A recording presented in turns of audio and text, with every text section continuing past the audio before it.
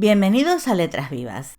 Yo soy Ana y en este podcast comentaré con vosotros mis últimas lecturas. Espero que me dejéis muchas opiniones, sugerencias y preguntas en los comentarios. En este episodio os hablaré de Un plan sangriento, la novela escrita por Graeme McGrath Barnett y publicada por la editorial Impedimenta. Este falso true crime cuenta la historia de la investigación de un asesinato y el juicio posterior, pero lo hace de una manera bastante original. Lo primero que me llama la atención es que desde el principio ya sabemos quién fue el asesino. De hecho, él mismo se entrega a las autoridades sin oponer resistencia y en ningún momento niega lo que ha hecho. Entonces, ¿dónde está el misterio? Pues en realidad la intriga, y de hecho el tema principal de la novela, es si estaba cuerdo o sufría algún tipo de trastorno en el momento de cometer el crimen. Esto es especialmente interesante porque la acción se sitúa en el año 1869, una época en la que la antropología criminal todavía no existía como ciencia y se sabía muy poco sobre la psicología del crimen. Otro elemento que me gusta es la estructura de la novela. Se divide en 4 partes muy distintas, cada una contada con una voz o varias voces muy diferentes entre sí. Realmente en la creación de voces este autor destaca. La primera parte de la novela son las declaraciones de testigos. Algunos vecinos del pueblo relatan cómo vieron al asesino salir del lugar de los hechos y confesar con toda tranquilidad que había matado a 3 personas. A mí personalmente lo que me interesa de esta parte es cómo alguien puede suscitar opiniones tan diferentes según a quién le preguntes. Por ejemplo, cuando se habla del padre del asesino, algunos vecinos dicen que es un buen hombre, muy recto, muy religioso, mientras que otros vecinos lo describen como un hombre brutal que maltrata a su familia sin límite, que exagera la disciplina y exagera la violencia. Y esto me lleva a pensar qué importante es contrastar opiniones y no quedarte solo con lo que tú quieres oír. Cada hecho puede tener muchas versiones, escúchalas todas antes de juzgar. La siguiente parte de la novela es el relato autobiográfico del asesino. A petición de su abogado, el protagonista escribe su historia, quién es, quiénes eran las víctimas, por qué cometió esos crímenes. Así nosotros podemos leer de su puño y letra lo terrible que era la vida para los habitantes de su pequeña aldea, un rincón salvaje de las tierras altas de Escocia, que en 1869 seguía sometido a un régimen feudal. Había un alguacil, mano derecha del terrateniente, que no solo tenía vía libre para maltratar a la población, sino que además disfrutaba haciéndolo. Y la historia te va contando cómo poco a poco este alguacil consigue someter a sus vecinos, consigue crear un clima de terror y desconfianza donde antes había solidaridad, consigue que nadie se atreva a hablar mal de él. A esto se le une la miseria absoluta en la que vivían estas personas. Más adelante otro personaje viajará al pueblo del protagonista y lo describirá con mucho asco, es la palabra, porque dice que las casas donde vivía la gente parecían pocilgas para animales.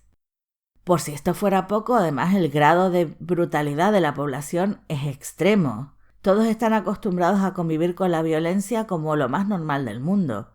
Por poner solo un ejemplo, a veces los niños tienen que sacrificar a golpes a una oveja, además ellos mismos son educados a base de palizas. Los juegos de los adultos también implican muchas veces golpes y sangre. En fin, es una vida realmente muy dura.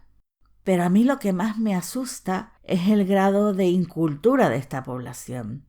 No porque no sepan leer y escribir, que eso, es lo de menos porque pobrecitos tampoco han tenido acceso a una educación universal ni a unas condiciones de vida que les permitan tener tiempo para estudiar. No, lo que me asusta es el desprecio a la posibilidad siquiera de formarse y de tener otra vida. No pueden ni siquiera imaginar tener otra vida. No pueden ni siquiera imaginar que el acceso a la educación les pueda abrir puertas que ahora tienen cerradas. Es que esto no les cabe en la cabeza.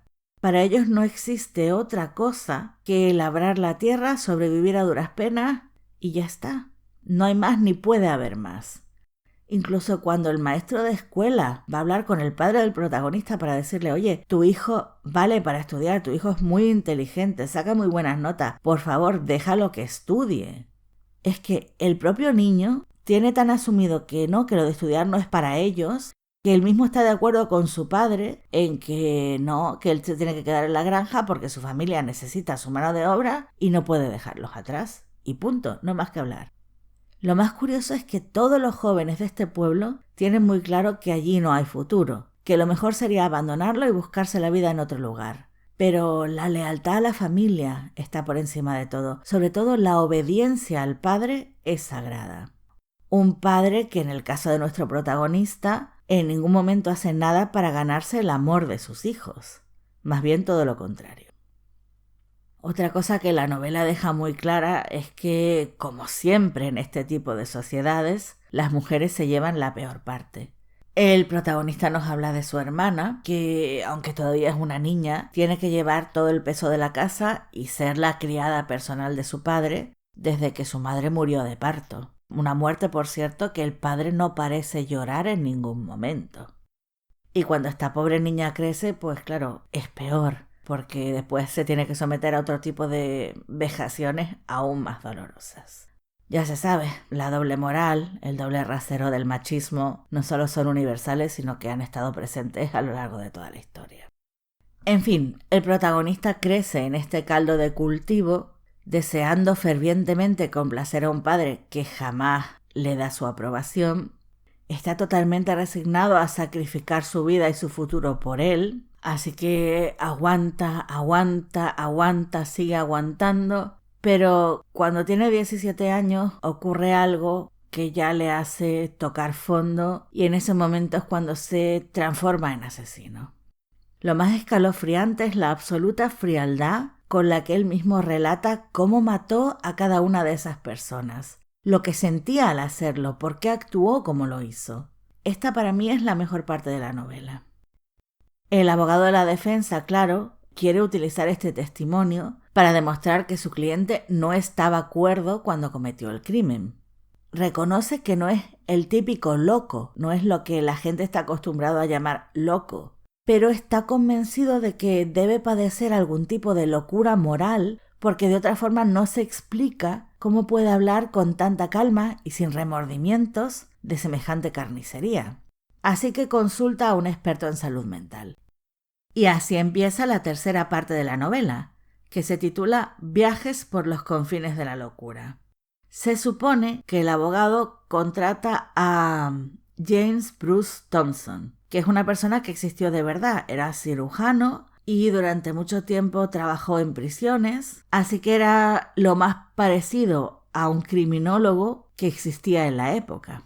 De hecho, se le consideraba experto en antropología criminal, pero ojo, hay que tener muy en cuenta que en aquella época, la ciencia estaba comenzando apenas. Y de hecho las tesis que sostiene este señor hoy en día nos parecen absolutos disparates. Aún así, esta parte de la novela me parece interesante, porque nos muestra cómo se pensaba en aquel momento, cómo ha evolucionado la ciencia, por suerte, y vemos que si hoy en día se presentara un caso como este, no solo el caso, sino el propio acusado, al propio criminal / paciente, se le trataría de una forma muy distinta. Yo con este capítulo tengo una relación de amor-odio. Me costó leerlo porque el personaje, el experto este, es absolutamente insufrible, pretencioso, redicho, con unos aires de superioridad insoportables, en fin. Cada vez que hablaba yo me ponía de mal humor. Pero, sin embargo, lo que cuenta sí que me gusta, porque relata el viaje que hizo con el abogado defensor al pueblo del asesino, para ver con sus propios ojos el lugar del crimen y las condiciones de vida del sujeto, como diría él. Entonces, el contraste que ofrece las descripciones de la autobiografía del protagonista con las descripciones de este doctor sobre el mismo lugar, sobre las mismas personas, a mí me parece fascinante. Y también son muy curiosas las conclusiones de este doctor, aunque, claro, la conclusión más importante, es decir, ¿está loco el asesino o no? No nos la cuenta todavía. Esa la reserva para la cuarta parte, que es el juicio. Aquí la voz narradora es la de la prensa. Todo está contado de la forma en que los periódicos cubrieron el evento. Qué decían los titulares al día siguiente de cada vista, la descripción de cómo se comportó, cómo gesticuló, cómo era la actitud del fiscal, del acusado, del juez, del abogado. En fin, el juicio está narrado con muchos detalles. Las descripciones son minuciosas, pero no se hace pesado gracias a los diálogos. Y también a que hay pequeños alivios cómicos, porque la prensa no pierde ocasión de burlarse sobre todo del fiscal y del abogado. Esta es la única parte de la novela en la que encontraremos algún giro sorprendente. Todo lo demás es bastante lineal, bastante previsible, pero aquí sí que James Bruce Thompson, el experto que ya conocimos en el capítulo anterior, tiene su momento de gloria y bueno, consigue desconcertar bastante al lector con lo que dice durante el juicio. Se llega a un veredicto y después de él todavía hay un epílogo del que no os puedo contar nada porque claro, tendría que deciros cuál es el veredicto y eso sí que no. Eso tendréis que leerlo vosotros mismos. ¿Qué me ha parecido Un plan sangriento? A nivel técnico es una novela excelente. No le puedo poner ninguna pega, de verdad. Nos sumerge totalmente en la ambientación. Como decía antes, el autor domina totalmente la creación de voces, la creación de personajes.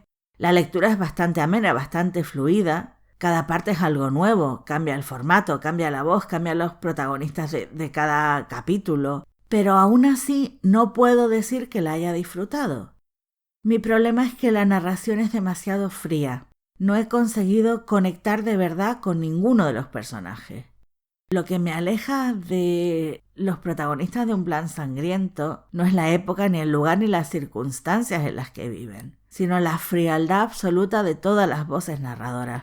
Y es una pena porque Un plan sangriento tenía todos los ingredientes para hacer una lectura apasionante. Yo estaba segura de que me iba a encantar.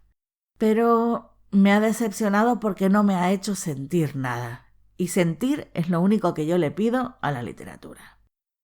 Hoy más que nunca me gustaría conocer vuestra opinión. Si habéis leído Un plan sangriento y os gustó, por favor contadme por qué es lo que os enganchó, qué es lo que más os gustó de la novela. Y si no la habéis leído, pues la verdad os aconsejo que le deis una oportunidad para que podáis formaros vuestra propia opinión y después vengáis a contarme si coincidís conmigo o no.